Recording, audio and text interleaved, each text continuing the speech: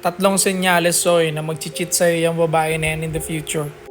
Unang-una, kapag itong above mo, pag background check mo sa kanya, sobrang gulo ng pamilya niya. Magulo yung airpot niya, may bisyo nanay niya, magulo.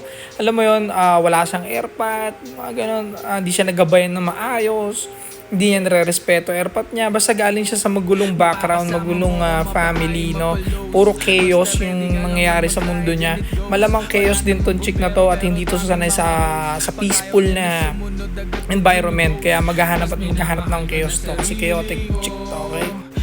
Pangalawa, kapag ginahayaan mo siyang i-disrespect ka niya palagi dahil sa sobrang mahal mo tong babae na to, dahil sa sobrang patay na patay ka at in love ka dito sa kifi ng babae na to, okay lang kahit bastusin ka niya, okay lang kahit i-disrespect ka niya, babalikan at babalikan mo siya, susuyuin at susuyuin mo siya, magsusorry ka sa kanya, mabalik lang yung relationship nyo kahit binabastos ka na niya. Maling-mali yun.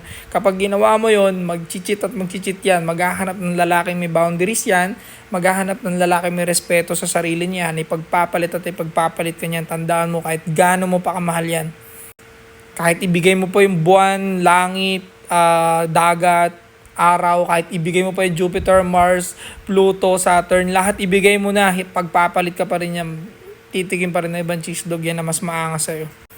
Pangatlo, kapag hindi mo maibigay sa babae yung tamang emotional na ups and down, kapag hindi mo maibigay sa kanya yon, hahanapin niya sa ibang lalaki yan. Kapag hindi mo rin maibigay sa kanya yung physical intimacy na tamang-tama, no, yung tamang-tamang timpla, parang kape puro, okay? Kapag hindi mo kayang ibigay sa babae mo yung maayos na physical relationship din, no, bukod sa emotional, ano, hahanapin niya sa iba to. Kapag sobrang sagad na busy ka naman sa grind mo, to the point na hindi mo na naibibigay yung sapat na physical communication sa kanya, maghahanap ng ibang lalaki yan na maibibigay sa kanya yun.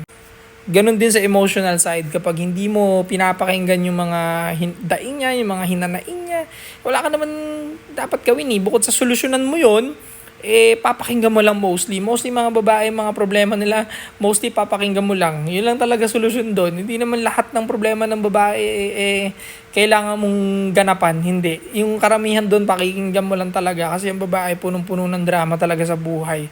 Yung iba doon, pakikinggan mo lang. Hayaan mo lang mag-let out siya, hayaan mo lang ilabas niya yun, ikwento niya yun.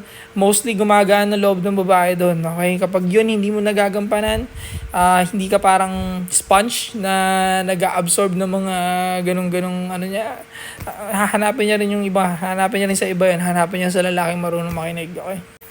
Huwag mo kakalimutan, stay cold.